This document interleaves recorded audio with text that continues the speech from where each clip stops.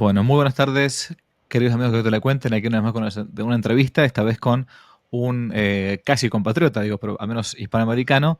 Nos encontramos ahora con, bueno, con un seudónimo en realidad, que él tiene allí abajo, Rafael Aita, pero ustedes pueden ver ahí como dice Capitán Perú. No sé si llegan a verlo ustedes allá abajo. Ese no es el verdadero nombre de él, pero es el nombre de que tiene como de fantasía o seudónimo o nick que utiliza en internet. Rafael, gracias por atender. Muchas gracias. Buenas tardes. Buenas tardes, encantado y pues nunca mejor dicho, por supuesto que somos compatriotas o al menos hemos sido compatriotas por casi 200 años, ¿no? Así Porque es. recordemos que los reinos del Perú iban desde Panamá hasta la Patagonia, ¿no? Y hasta por lo menos hasta 1776 que se crea el Virreinato del Río de la Plata, hemos sido pues una sola entidad y bueno, de hecho lo seguimos siendo porque eso no fue una división política ni jurídica, sino administrativa. Así es. Hago una presentación mínima de rigor que corresponde hacer.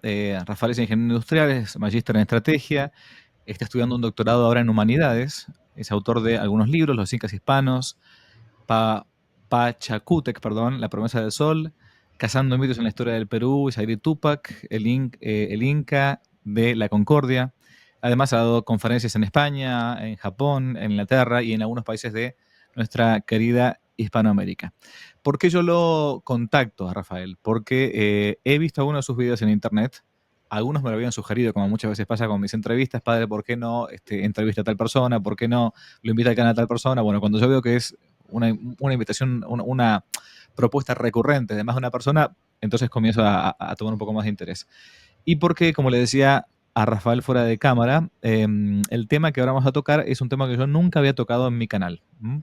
Ustedes saben que yo he escrito los libros que no te la cuenten, bueno, se han difundido por medio de videos, de podcasts, etcétera, pero siempre con respecto a la evangelización y lo que es la conquista de América, lo tocaba yo más bien desde Centroamérica para arriba, porque es el tema que más he estudiado por una cuestión de mi doctorado en historia por los cristeros. Bueno, no viene al caso. Pero para la parte más de abajo, son pocos programas que yo he hecho sobre el tema de la historia de la evangelización de América, y mucho menos lo que vamos a hablar justamente ahora, que es la parte de lo que es el Perú, ¿no? O lo que fue el virreinato del Perú. Para que sepan, de entrada, no, por las dudas los digo, acuérdense, lo que repetimos siempre acá, las Indias no fueron colonias, ¿no? O sea, éramos parte de España 100%. Ese mito de que la colonia, el tiempo, aunque uno dice, bueno, el tiempo de la colonia, o sea, se nos escapa, como en realidad es una expresión, pero colonias eran las de Estados Unidos, no eran las de Hispanoamérica. Así que pregunta obligada, primera Rafael, para comenzar, ¿por qué ponerse a estudiar el tema este de la conquista, evangelización, de lo que fue la historia del Perú pre-independencias? ¿Qué fue lo que te llevó a esto? Yo creo que como a todos los que de alguna u otra manera hemos terminado aquí, pues todo comienza con una leyenda negra. Mm, Es que era casi hegemónico que en la educación, en los colegios, incluso yo diría en los colegios religiosos, se enseñaba pues de que la religión se impuso a sangre y fuego, ¿no? Y eso yo siendo católico ya lo había aceptado, ¿no? Como de repente, como una mancha, como algo que no quería recordar, pero como una verdad histórica. Y claro, cuando entro al tema de la historia y comienzo a leer sobre historia y a escribir novelas, me encuentro y recuerdo que ese fue la primera publicación que hice en mi página rebatiendo leyendas negras. Encuentro que el Tribunal de la Inquisición de Lima, el que actuaba en todo el Perú, había ejecutado 32 personas en total, de las cuales 30 eran extranjeros, europeos, eran franceses, ingleses, portugueses y holandeses, y dos eran criollos, uno de Lima y uno de Tucumán. Y claro, ni siquiera había procesado a ningún indígena, ¿no? Y a mí me gusta mucho cuando doy charlas en parroquias, preguntarles pues a señoras que llevan, no sé, 40, 50 años en un grupo parroquial y les digo, ¿a cuántos indígenas asesinó la Inquisición? ¿No? Y me dicen 1000, 5000, 100.000. Y cuando les digo cero, porque no eran ni siquiera procesados, porque estaba prohibido por las leyes de Indias, abren los ojos, ¿no? Se quedan, y sí, fue mi primera reacción en aquel momento. Recuerdo que hice una publicación en mi página de Capitán Perú, colocando la lista de los que habían sido ejecutados y la razón por lo que había sido hecho y su nacionalidad, y fue pues un despelote, ¿no? Ahí entraron haters, entraron a decir que cómo es posible, que no, que esa no era la historia, que bueno, pero ahí están los datos puros y duros, y al ver tanta reacción y tanta virulencia, dije, acá parece que hay algo detrás, y mientras más me comienzo a meter, pues más comienzo a encontrar que todo lo que nos habían enseñado eran mitos, leyendas, cuentos, leyendas negras, pero que la verdad histórica, pues es otra. Por las dudas, me permito recordar o recomendar, mejor dicho, un libro que es La Inquisición en Hispanoamérica de Salvador Abascal. Es un libro famoso, muy sencillo de leer, donde justamente va mencionando este tema de lo que fue la Inquisición o el Tribunal de la Santa Inquisición acá en Hispanoamérica, que fue mínimo las condenas que hubo. Pero perfecto, gracias. Ese fue como el motor inicial, ¿no? Ujú, El típico, el típico bulo o la típica mentira respecto de la conquista de América, en concreto con nuestros... por ejemplo, mi familia, para que lo sepas, de parte de mi padre, viene de Perú.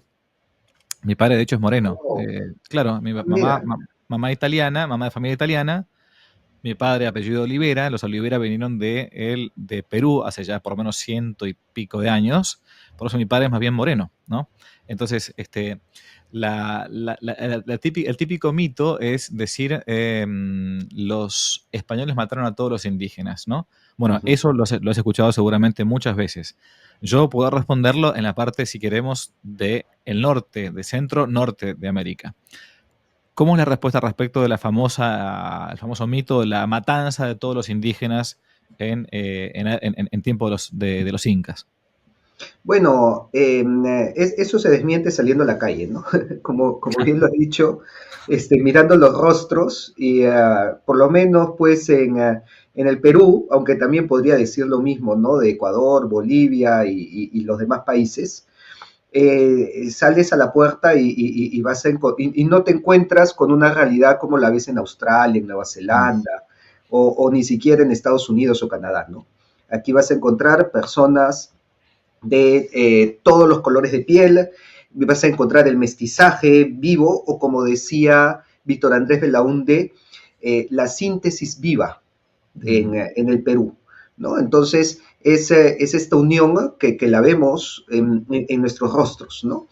Y claro, eso no solamente se extiende pues a los naturales, ¿no? A las personas pues que eran autóctonas de nuestro territorio, a la población andina, incluso con los incas, porque mucho se nos dice, ¿no? Mucho se nos dice que el último inca fue Atahualpa, ¿no?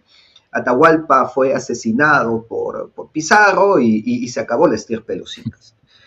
Y eso es totalmente falso, ¿no? Nosotros encontramos descendientes incas, bueno, de hecho se encuentran hasta el día de hoy, ¿no?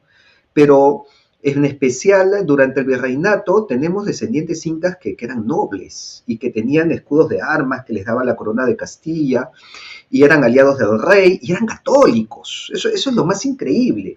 Cuando tú vas a Cusco, Mm. encuentras que la primera parroquia que se funda en Cusco no la funda un español y ni siquiera la funda un sacerdote, Mm. sino que es una ermita que la funda un inca llamado Pauyu Inca, que se bautiza como Cristóbal Pauyu Inca, y que en honor al santo patrono de su nombre funda la iglesia de San Cristóbal en los terrenos de su palacio de Colcampata.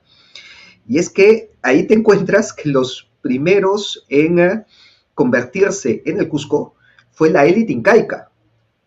Mm. No fueron, no, acá no viene el tema, pues no, que les impusieron a la fuerza, porque la élite incaica tenía más poder que los españoles. Lo que pasa es que estaban en guerra entre ellos y necesitaban aliados. Mm. Entonces se alían con Pizarro y en parte de esa alianza era adoptar la fe, que incluso después podemos explicar cuáles eran los elementos de coincidencia que ellos tenían con sus propias creencias, pero que al final de cuentas tú vas a los museos de Cusco y encuentras cuadros, y acá voy a compartir un cuadro, Sí, sí. A ver seguro si va te a puedo dar la... vamos a ver cómo hago para que puedas presentar. va a aparecer abajo, ¿no? Aquí Ok, justo donde a ver si está mi puedes. pantalla inferior, va a aparecer la imagen, ¿no? Ahí ya la Ujú, estoy compartiendo. Esta imagen eh, que se tiene que subir, ¿no? Ahí está. Esta imagen es desconocida incluso en el Perú. A pesar de que está en el Museo Inca de Cusco, pero cuando yo la muestro, la gran mayoría queda estupefacto y me dice, ¿esto cuándo ocurrió? Esto no puede ser. Porque aquí claramente vemos a un inca, ¿no? Vestido como tal, con el uncu, que era este camisón sin mangas, con la mascapaicha, que es la borla del inca, ¿no? La corona que usaban sobre la sien, pero en la mano derecha está sosteniendo una cruz, y en ujú. la mano izquierda está sosteniendo el escudo de armas que le había dado la corona de Castilla. Y es que este señor, muchos dicen, oye, pero esto no es Atahualpa, ¿no? Atahualpa, pues, el único inca que se bautizó, según nos cuenta la historia. Y dice, no, pues es que después de Atahualpa, la élite inca en Cusco, lejos, pues, de ser masacrada por los españoles, se convirtieron en sus aliados, se bautizaron y se retrataron en los cuadros como orgullosos católicos, con una cruz en la mano derecha. Este personaje en específico se llama Alonso Chihuanto Painca, descendiente del tercer Inca, Yoque Yupanqui, y que en sus cuadros se describían como Inca caballero católico por la gracia de Dios. Imagínate, eso estamos hablando de las élites incaicas en el siglo XVI. Algo que obviamente ha sido borrado, que nadie nos dice, nadie nos cuenta, pero que la evidencia la tenemos en los cuadros, la tenemos en los documentos, la tenemos en los escudos de armas. A mí me gusta mucho repasar los escudos de armas de la élite inca porque ahí ves el sincretismo y el mestizaje que había, ¿no? Este escudo en la parte inferior tiene el escudo inca, o sea que es esta borla roja, que es la misma que él usa sobre la sien, ¿no? En la frente. Ese era el signo del poder imperial inca, pero arriba tenemos el águila bicéfala, que es el escudo de los Austres. Y por lo tanto ves pues esa unión, esa alianza política que existía, la vemos también en la heráldica. Impresionante, impresionante. O sea que la evangelización respecto de los incas no fue entonces uno a uno, sino que como fue con la época de los francos, con Clodoveo en Francia, por ejemplo, fue desde la cabeza hacia los miembros y no de los miembros a la cabeza. Sí, eso Ujú, lo explica un artículo muy interesante que se llama Más vale un curaca que 100 frailes. mm, Y en este artículo te menciona que era mucho más eficiente ir donde el curaca, evangelizar al curaca, y cuando el curaca se convertía, todos los que estaban debajo de él también se convertían.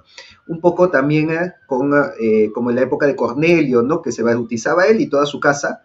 Dice lo mismo de los incas. Se mm, bautizaba Pauyo Inca y se bautizaba su casa, sus siervos y sus seguidores, ¿no? ujú. Entonces, la conversión de un inca o la conversión de un curaca te podía llevar pues a 5.000 bautizos fácilmente, ¿no? Porque al curaca lo seguía toda su comunidad. Es lo habitual lo que sucede cuando son sociedades bien, digamos, jerarquizadas, ¿no? O sea, Ujú. cuando está cuando la cabeza se convierte todo el mundo. Así como pasó en su momento con el famoso Mateo Ricci, un gran jesuita que fue a la Ujú. China y estuvo a punto de convertir al emperador de China, y si se convertía el emperador, toda China hoy era católica. Lamentablemente eso no terminó pasando. O lo que pasa todavía al día de hoy por ejemplo, en África. En África hay muchos lugares donde uno tiene que ir primero a pedir permiso al jefe de la tribu, y si el jefe de la tribu se convierte, bueno, prácticamente, obviamente después, no basta con la mera conversión al cristianismo, con la derramar el agua del bautismo. Después hace falta toda la educación y digamos, el apostolado, el trabajo evangélico de catequesis, para que si no son como bárbaros bautizados simplemente, ¿no? Como pasa hoy en día Claro, muchas veces en muchas parroquias, por cierto, que nadie sabe bien qué es lo que es ser católico.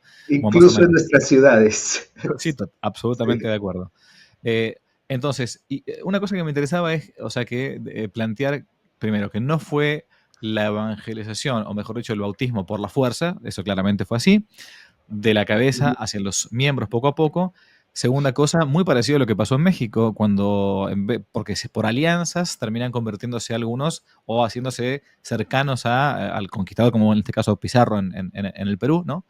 Y después poco a poco Perú terminó siendo quizás de los países más católicos que tenemos en Hispanoamérica, junto quizá con México, ¿no? Digo lo que es Hispanoamérica, no hablo de Brasil en general. Ahora, la pregunta, que a mí está fuera del libreto, pero es un tema que me interesa a mí mucho siempre. Yo estudio bastante el tema de los semina verbi. ¿Qué son los semina verbi? Aquellas como semillas del verbo que Dios fue dándole a algunos pueblos, sobre todo el mundo greco-romano, el mundo clásico, para que después, con ciertas verdades, ellos pudiesen recibir después a Jesucristo, nuestro Señor, ¿no? La predicación. ¿Se encuentra alguna semina verbi, algunas semillas del verbo en el mundo incaico, en el mundo precolombino, que le permitió después a los incas recibir con tanta fuerza el cristianismo? Se encuentran varias.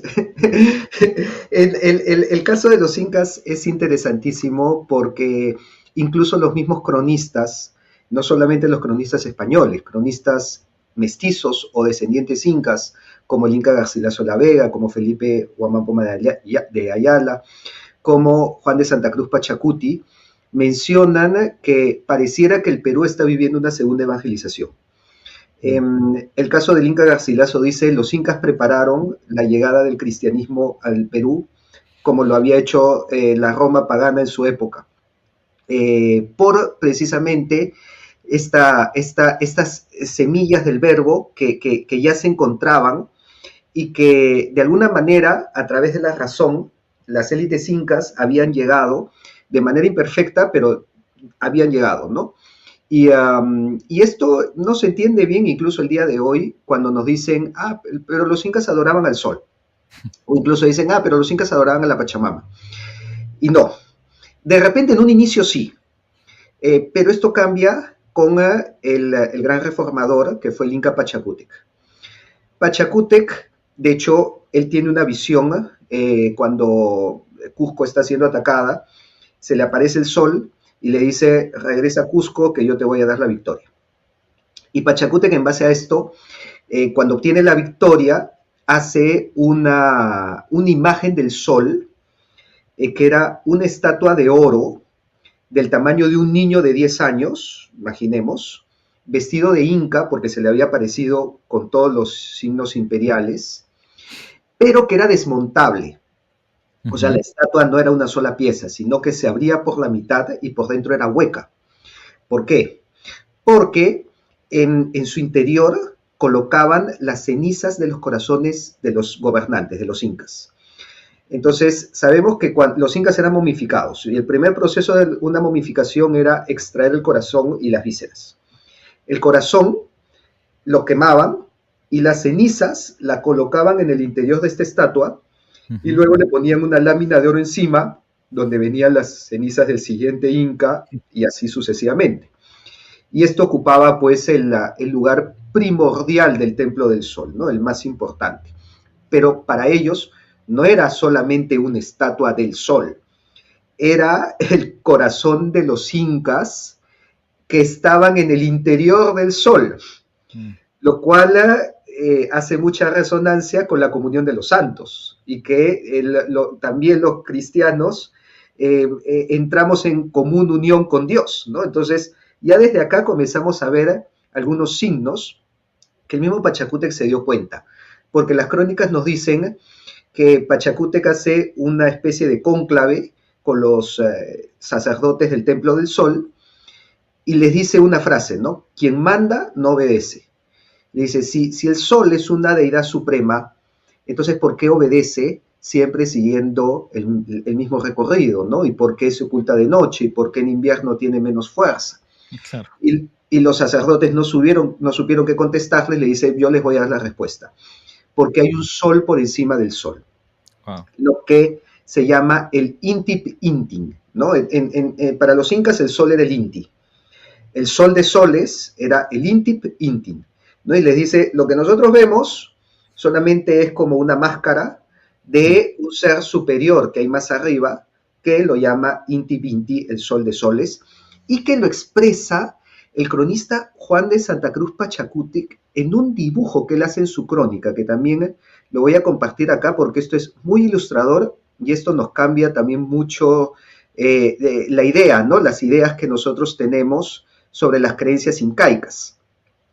Este dibujo, dice el cronista, un cronista mestizo, que lo vio en el Coricancha, o que estaba en el Templo del Sol. El Coricancha es el Templo del Sol, ¿no? Y este dibujo representa un resumen de toda la cosmovisión inca, ¿no? Donde vemos en el centro el hombre y la mujer.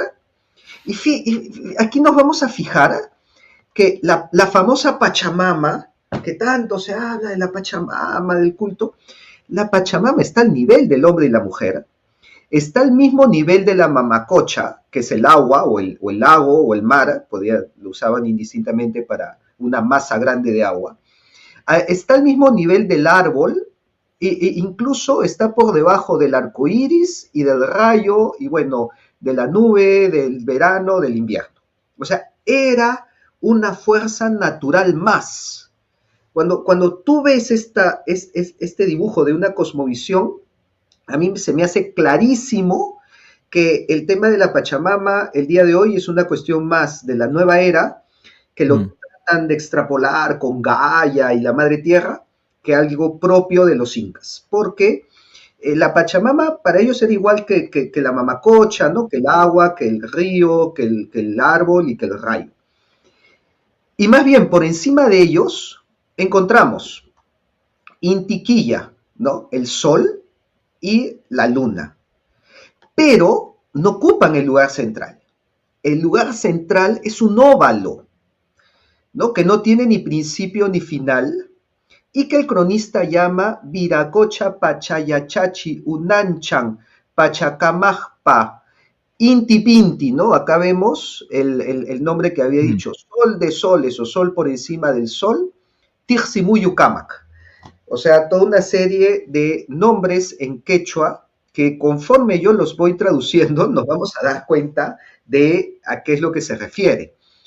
Empecemos por el final. Bueno, Inti Pinti. ¿Y arriba de todo qué hay, perdón? Es la cruz del sur, pero como una cruz. Claro. ¿No? Que ya los incas la tenían como un objeto sagrado. ¿Por qué? ¿Y por qué la pone por encima? Porque sabemos que la cruz del sur apunta hacia el sur y está, ¿no? Está alineada con cada uno de los puntos cardinales, más o menos alineada, ¿no? Pero está perfectamente alineada con el sur. Pero las demás estrellas más o menos te indican los puntos cardinales. Entonces, para los incas, la cruz del sur había sido la brújula, había sido, llamémosle porque ellos no tenían brújula, pero el instrumento de medición con el que Huiracocha, como llamaban al hacedor o al ordenador del cosmos, había colocado los 4 puntos de la Tierra. Y por eso la tenían como algo sagrado. Y eso lo sabemos cuando Pedro de Halcón, que fue el primero en desembarcar en las costas del norte, en Piura, clava una cruz en la arena y se acercan todos los nativos que estaban en la playa y veneran la cruz. Y Pedro de Halcón dice, ¿qué es esto? Acá ya han sido evangelizados. Y no, es que ya para ellos era un objeto sagrado desde antes. Pero claro, por una identificación cósmica con la constelación de la Cruz del Sur, ¿no? Entonces, es por eso que estaba relacionada también a Huiracocha, que lo colocan como el ordenador. Los cronistas usan la palabra hacedor, pero hacedor no es la palabra exacta, porque el nombre es Pachayachachi, que también lo nombra acá el cronista. Pacha es la Tierra, ¿no? Pero es el mundo, es el cosmos. Sí. Y Yachay es aprender, ¿no? O enseñar también, porque el Yachay Huasi es la escuela. Y el Yachachik es el que enseña, el profesor. Ujú. Entonces, Pachayachachik es el que enseña el cosmos. Mm. Los cronistas lo traducen como el hacedor del cosmos, pero una traducción más exacta es el que ordena el cosmos para que todos lo entendamos, el que coloca cada cosa en su lugar para que podamos aprender de ellas, ¿no? Entonces, incluso esta palabra es muy cercana al logos griego, que tiene que ver con el conocimiento, el aprendizaje, el saber, el estudio y el orden natural, ¿no? Entonces ya desde ahí comenzamos a ver que vamos, un evangelizador veía esto y decía, ah, sí, por supuesto, O es sea, Dios. o sea que aquellos que quieren hacerse los proindigenistas o lo que sea ahora con el tema de la Pachamama, Sí, más bien deberían adorar al sol o al hacedor del sol antes que a la sí. Pachamama. Mm. Awiracocha, Pachayachachik, Tirsimuyu, Inti Binti, como yo les digo, le dice, ah, ya, tú eres indigenista, perfecto, adora Huiracocha. Claro. Adora Huiracocha, que es el ordenador y el hacedor del mundo, el sol por encima del sol, Mm. el círculo fundamental, que esa es la otra palabra, Tiximuyu, ¿no? El Tixi es el fundamento, el cimiento, y Ujú. Moyo es un círculo, ¿no? Entonces, Tirsi Moyo es el círculo fundamental que sostiene a todo el mundo.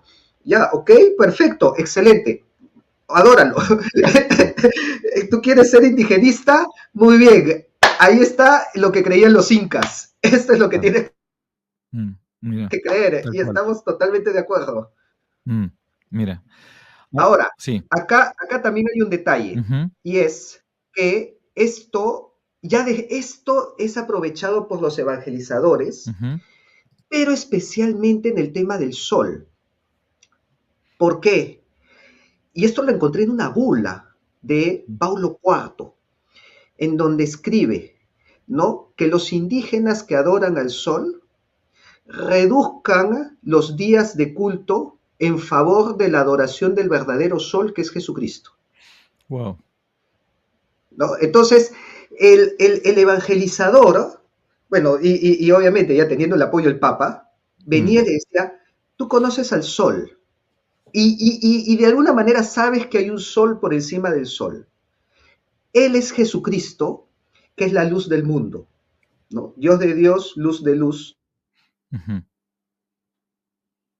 Dios verdadero de Dios verdadero. La luz vino al mundo. La luz del mundo, Él es el sol verdadero. Entonces, Él es al que estamos adorando. Y para ellos les hacía lógica, decía, sí, por supuesto. Claro. Y todo esto ya después, cuando comience a mostrar el tema de las celebraciones religiosas, vamos a ver cómo todo esto se termina enganchando con las procesiones, con la Semana Santa, con el Corpus Christi. Ujú. Impresionante. ¿Y cómo se fue dando la evangelización ya ahora al pueblo del Perú? O sea, ya no tanto a la cabeza, sino al pueblo. ¿Cómo fue bajando la evangelización? ¿Cómo bajaba? Sí. Eso tenía que ser en su idioma. Mm. O sea, estos, vamos, las órdenes que llegaron jesuitas, mercedarios, agustinos, dominicos, estos señores para mí eran genios, porque los sujetos tuvieron una capacidad de aprender idiomas, y no solamente de aprenderlos, ellos colocaron el idioma en diccionarios y en gramáticas, o sea, lo sistematizaron. Y gracias a eso es que nosotros nos encontramos que lenguas como el náhuatl o el quechua tienen diccionarios y gramáticas antes que el inglés, antes que el alemán, antes que el italiano, en Europa, ¿no? Mm. Antes había un diccionario quechua y antes que el quechua el diccionario náhuatl. No solamente Eh, tienen diccionario, sino que tienen incluso letra. No olvidemos que en claro, Hispanoamérica no existía, esto hay que decirlo no siempre, no existía la existía, letra. sacando un sistema mínimo de grafías de los mayas y con algunos pictogramas o lo que fuera, no había la letra. O sea, uno no podía emitir un concepto en un término escrito, ¿no? Eso es muy importante. O sea, los grandes salvadores de la cultura precolombina, en todo caso, fueron los evangelizadores. Ah, por Porque aquellos supuesto, y de los idiomas. los idiomas, y no solamente, y la cultura y la historia, porque aquello que se transmitía solamente por medio de la tradición oral, bueno, a partir de ahora les mostraron cómo, ya en el siglo XVI, habiendo pasado 2000 años o más de la escritura, al menos conocían la tierra, eh, les permitieron pasar los sonidos, esto que parece una tontera para nosotros, a algo escrito. Entonces, bueno, eso fue la Iglesia Católica, por cierto, lo digo, ¿no?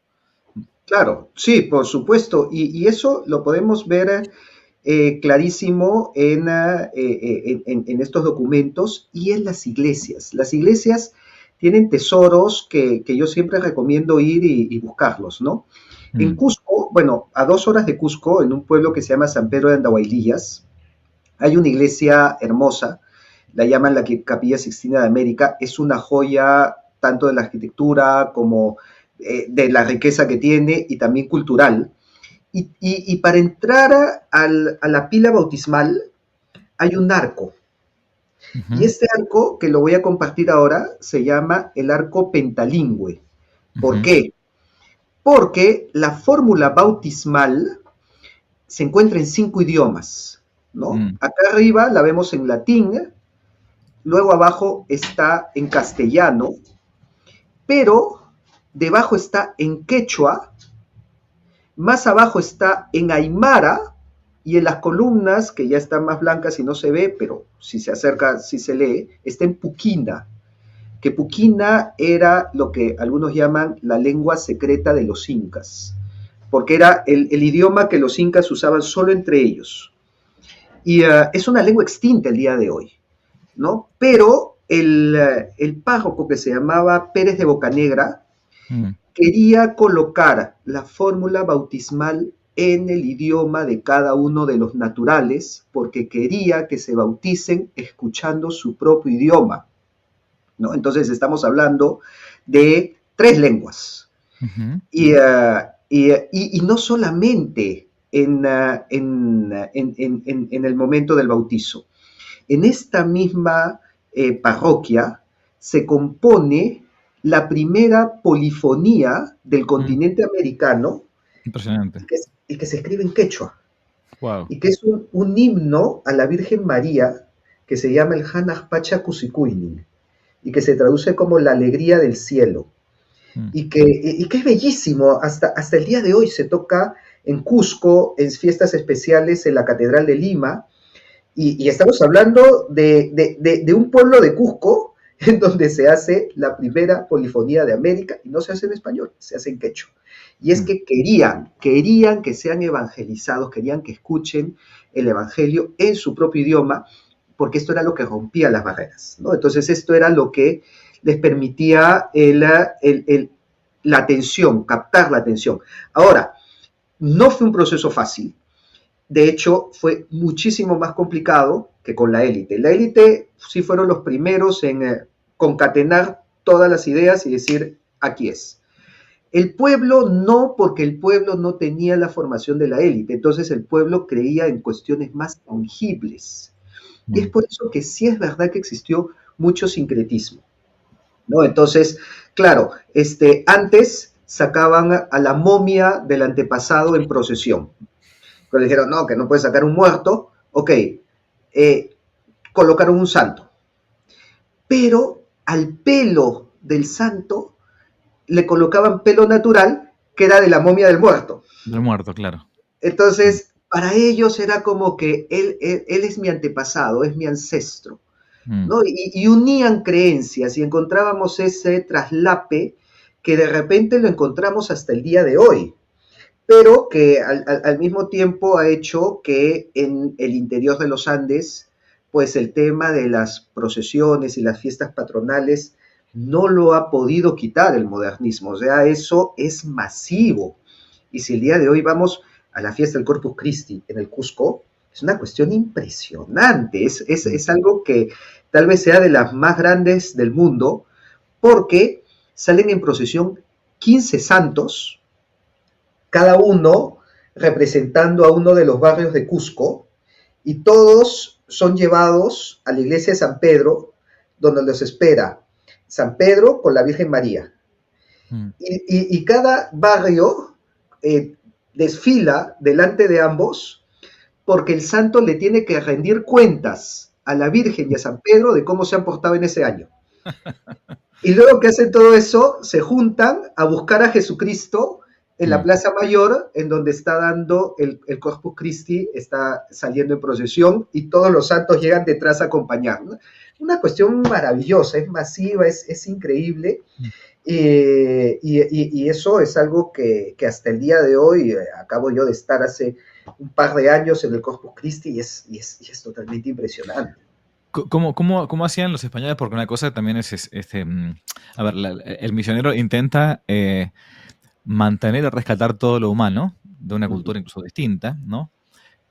Destruir todo lo demoníaco, y en el caso de lo demoníaco acá ahora, en concreto, ¿cómo hacían para luchar contra esta costumbre nefasta, incluso que existió también entre los incas, lamentablemente, como también pasó con los aztecas o con los mayas, de los sacrificios rituales, de a veces incluso en algunos lugares la antropofagia, el canibalismo y todo, porque también existía. Si bien uno puede decir, no, esto más bien de los iroqueses en Canadá o de los aztecas en México o de los mayas, ¿cómo era la situación respecto de los incas? Porque siempre se habló de que los incas eran un poquitito más, entre comillas, civilizados para estas cosas que las otras cosmovisiones, ¿no? Es que lo eran, no es entre comillas.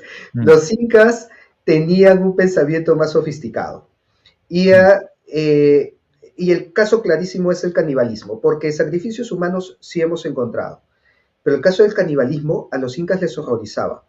Los incas prohibieron con la pena de muerte el canibalismo, que lo encontraban más en la Amazonía, ¿no? Entonces, cuando entraban a la selva, sí encontraban que existía antropofagia y todo eso los incas lo vetaron, lo arrasaron, lo castigaron con pena de muerte. Entonces ya para cuando llegaron los españoles al Perú, esto ya había sido limpiado, no existía el tema del canibalismo ni antropofagia, no eran como los taínos o los mismos aztecas, ¿no? En el caso de los sacrificios humanos sí existieron. Sin embargo, también es distinto al tema de los mayas y aztecas, porque en este caso era una cuestión más ritual, incluso para mantener el balance del cosmos, ¿no? O sea, sus dioses pedían sangre para que no se destruya el mundo o no se termine el ciclo. En el caso de los incas, el que mantenía el balance del cosmos era el inca. Y por lo tanto, solo se hacían sacrificios humanos en dos casos. Cuando moría el inca y había que evitar que el mundo se desmorone porque no había el que mantenía el balance, y cuando existía una catástrofe de proporciones magníficas, como por ejemplo la erupción del Misti, que fue durante el gobierno de Pachacútec, y ahí encontramos justamente este sacrificio de la momia Juanita, ¿no? Que le encontramos ahí, que le enterraron en medio de la nieve del volcán, ¿no? Pero no era masivo tampoco, era una que la ponían en el volcán y listo, porque el volcán erupcionó, ¿no? Sabemos que también en el norte de Argentina han sido encontrados 2 niños, pero estamos hablando de cuestiones puntuales. ¿Hasta dónde llega a contar? Los sacrificios humanos incas no sobrepasan los 40 de los que se han encontrado. Y eso que hemos excavado templos, el templo del Sol se ha excavado y recontraexcavado 1000 veces, no se ha encontrado ningún sacrificio humano en el templo del Sol, donde supuestamente era el lugar más indicado para hacer sacrificios. Entonces, al no ser una cuestión cotidiana ni diaria, el sacarlos no fue tampoco tan problemático. Y claro, se les dijo, mira, el balance del cosmos no lo mantiene el Inca, lo mantiene Jesucristo. Ok, listo, aceptado, ¿no? O sea, no fue ahí tan traumático como sucedió con América del Norte, o incluso sin irnos a América del Norte. Acá en el mismo Perú, antes de los incas, había una cultura que se llamaba chimú. Los chimú convivieron con los incas, los chimú eran hacia el norte, toda la parte de Trujillo, Lambayeque. Los chimú sí eran terribles, eso sí sacrificaban niños en masa. Cuando nos vamos por las playas de Trujillo y se hacen excavaciones, se encuentran 70, 150 niños sacrificados como si nada, ¿no? Hasta que llegaron los incas, los conquistaron y adiós, les terminaron su... Yo no sé si has escuchado, pero a veces lo he escuchado, no en Perú más bien, sino más bien en Bolivia, Ujú. que en los, parece ser que venía ya de antes, ¿no? Pero que en las minas o ahora en los cimientos de los edificios, a veces Sí, colocan, hacen como una especie de sacrificio humano para que la sí. Pachamama, digamos, entre comillas, o como diablo se llame la deidad a la que están invocando, una idolatría, bueno, permita que, bueno, el edificio salga bien y no se caiga o algo así. Yo no sé si eso viene ya de los incas o es algo más bien moderno. Sí, viene de los incas, incluso existe hasta el día de hoy, pero no viene a propósito. Mm. Suele suceder cuando ocurre un accidente. Ajá. Y hasta el día de hoy, digamos, ¿no? Te vas a Machu Picchu y decides hacer el camino hincapié. Siempre hay de todos los turistas que deciden subir la montaña a pie, siempre hay uno o dos que se caen, más o menos por año. Ajá. Y lo que te dicen todos los guías es, la Pachamama pidió su tributo. Uf. ¿No? Claro, es una cuestión totalmente idolátrica, pero no es a propósito, no es que tampoco Mm. lo empujan y le dicen, toma, no, Claro. es, sufre un accidente, se cae, y la explicación que le dan es, ese es el tributo que pide la Pachamama, ¿no? Ujú. Pero no es que se haga a propósito tampoco. Ujú, entiendo, entiendo. Perfecto. ¿Cómo vos has estudiado mucho el tema de la religiosidad, ¿no? Ujú. En Perú, en concreto, las celebraciones religiosas, durante la época ya del virreinato, ¿no? Sí. Muchas veces has hablado del tema este incluso en YouTube, en tu canal de Capitán Perú. Ujú. ¿Cómo se le puede explicar a alguien sencillamente cómo eran? Porque muchas veces vemos nosotros ahora en Hispanoamérica cuando llega el momento de una procesión, como recién hablabas del Corpus Christi, o alguna festividad de la Virgen María y lo demás, bueno, que hay un gran fervor. Ciertamente, lo digo yo, no hace falta que lo digas vos, en muchos casos es una cuestión más bien folclórica, ¿ok? O sea, Sí. está muy bien, pero eso tiene que ver con una raíz religiosa muy fuerte, muy fuerte. Ahora que muchas veces después la gente termine eso derivándose en una especie de borrachera y fiesta medio Ujú. pseudo pagana, ok, estamos de acuerdo porque todo puede corromperse hasta la religión. Pero, ¿cómo era en los orígenes todo esto? Aquí, bueno, la forma más didáctica Sí, que tengo para explicarlo es con imágenes, ¿no? ok. Como había mencionado muchas Mm, veces, esto está en cuadros de la época, estoy hablando de cuadros del siglo XVII, sí, 1600 más o menos, que los ujú, mandó a hacer el obispo Mollinedo, que ujú, fue obispo de Cusco, y él manda a pintar la serie de cuadros del Corpus Christi, sí, que, digamos, reflejaba, ¿no? En cómo se vivía esta fiesta, que como ya dije, era la más importante en Cusco.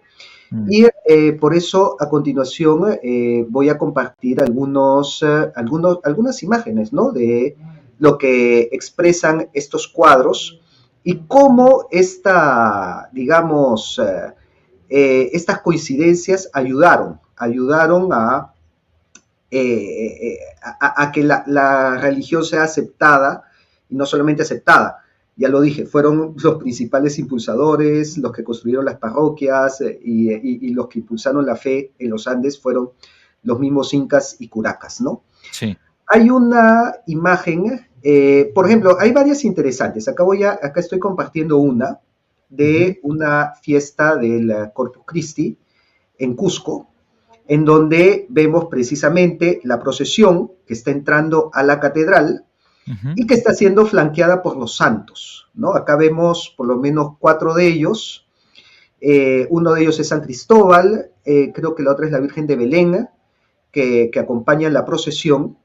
Y algo que me parece muy interesante de esta imagen es que es acompañada por las panacas, o sea, por los descendientes incas, que son mm, los que vemos acá arriba, que están llevando a San Cristóbal y a la Virgen, ¿no? Estos que están acá, estos son naturales.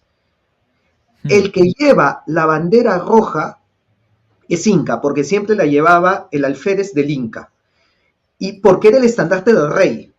O sea, Carlos V agrupa a las familias incaicas en 12 casas, que eran representadas por 12 electores y formaban el Consejo de los 24 electores, muy parecido a los consejos de los 24 electores que había en Sevilla. mm, Y Entre ellos elegían a un alférez que era el que llevaba el estandarte del rey en la mano.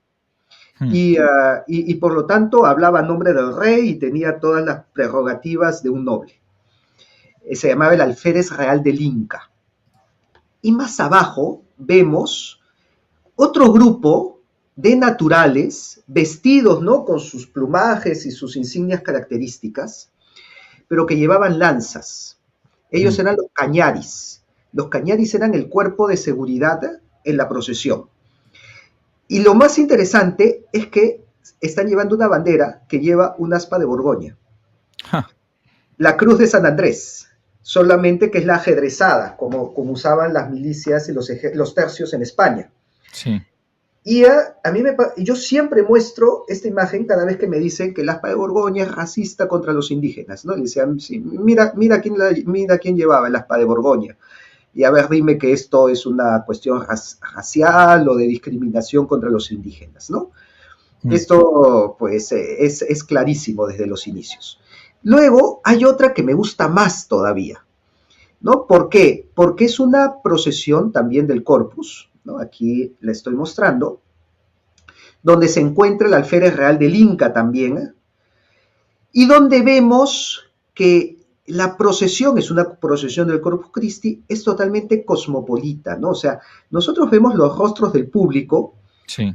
y encontramos pues una ciudad en donde, como decía el día de hoy, vemos todas las tonalidades de piel que convivían dentro de, no existía esta cuestión que tanto énfasis se hace ahora del racismo, de la exclusión. Acá los vemos a todos ellos dentro de la procesión.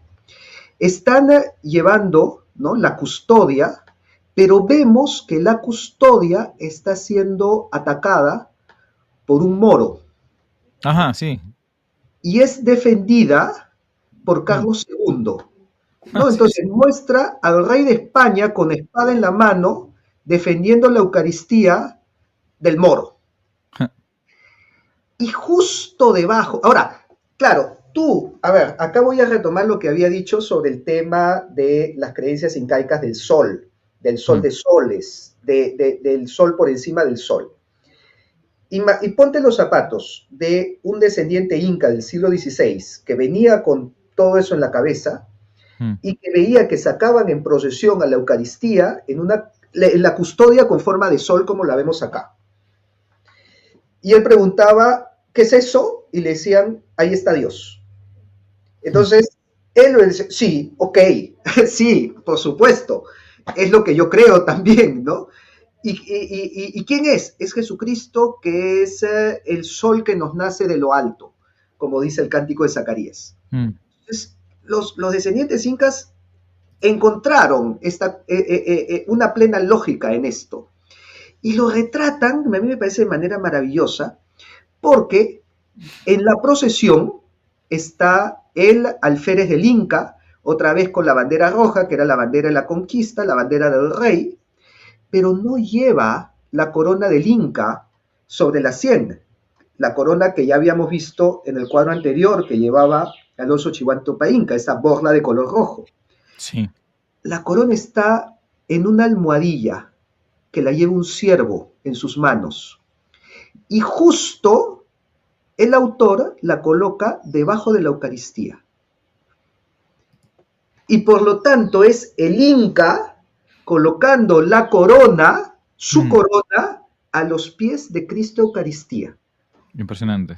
Maravilloso. A mí Hmm. esto me parece maravilloso porque resume todo lo que es la evangelización y cómo lograron reconocer en Jesucristo todo lo que ellos creían de antes, que llegaba a su plenitud y que no solamente se expresa en este cuadro, en los cuadros sobre las dinastías de los incas está exactamente el mismo concepto, porque en esa época no es como se nos enseña ahora. Que vinieron los españoles a destruir y a borrar toda la memoria de lo anterior. En esa época se dibujaba a los 14 incas y después de Atahualpa se dibujaba a Carlos V, Felipe II y a los demás reyes de España como sucesores de los incas. Mm.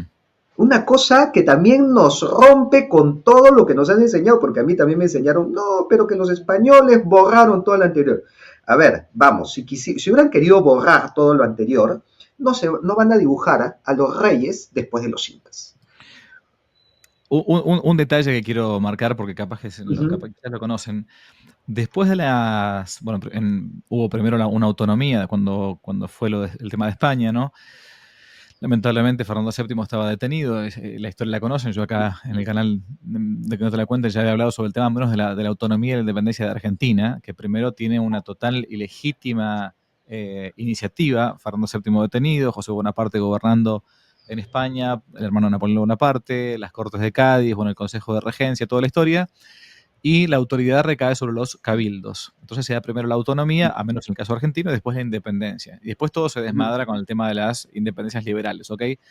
Pero la iniciativa o lo primordial siempre fue estar junto con España. O sea, para no ser vasallo de Francia, de Napoleón Bonaparte, sí, bueno, que simplemente aplicamos las leyes que existían, las leyes de Indias, y el poder recae en los cabildos hasta tanto el rey que estaba detenido en ujú, España, bueno, no recuperaba su libertad porque no había dejado ningún tipo de regente o digamos, de vicario. Ok, bueno, cuando se da todo el tema después de las independencias, en mi país, en Argentina, un gran prócer, muy católico también y muy bueno, que fue Manuel Belgrano, ujú, 1816, propone propone en la ciudad de Tucumán, que colocar a un rey constitucional. Pero bueno, uno dirá, pero ok, perfecto, rey constitucional, pero ¿quién era? Era un descendiente de los incas. ujú. El famoso caso de que cuando el gran Belgrano, que por cierto él ya era nacido por aquí, propone que sea un inca Sí. el rey de estas tierras, ¿no?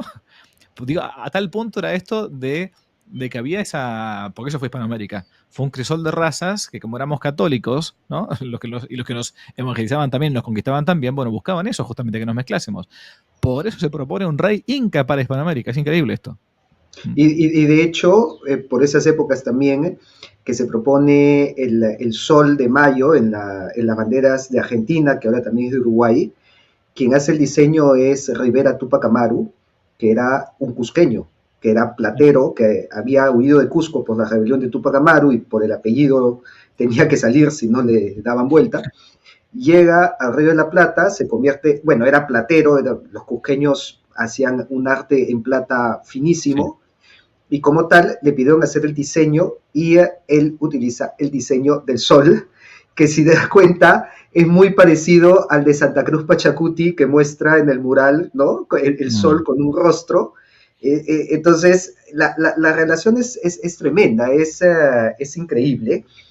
Y justo acá también hay otro cuadro que estoy compartiendo, Sí. y eso, este cuadro expresa lo que estaba diciendo, ¿no? Mm. Tenemos a los 14 incas, desde Manco Cápac hasta Atahualpa, que está aquí al final. Vamos a ver que Atahualpa, ya, que Atahualpa le está entregando el cetro a Carlos V, ¿no? O sea, Mm. la posición de Atahualpa es la de entregar su cetro, que es el conocido traslato imperi, ¿no? El cambio de dinastía. El cetro del Inca pasa a manos del rey de España. Carlos V no lo recibe. Carlos V está señalando una cruz. O sea, está diciendo, el rey es Jesucristo. Y eso se coloca aquí en el cuadro. Porque quien está a la cabeza de las dos dinastías es Jesucristo, que Wow. reina por encima de la casa de Castilla y León, que vemos el escudo a un lado, y la casa del Inca, que vemos su escudo al otro lado. Mm. Impresionante. Impresionante. Wow, son partes de la historia que uno no conoce, ¿no? Este, la verdad que yo podría quedarme conversando horas sobre el tema este, sinceramente, porque es un tema que a mí me apasiona. Yo sé que las entrevistas tienen que tener un principio y un fin.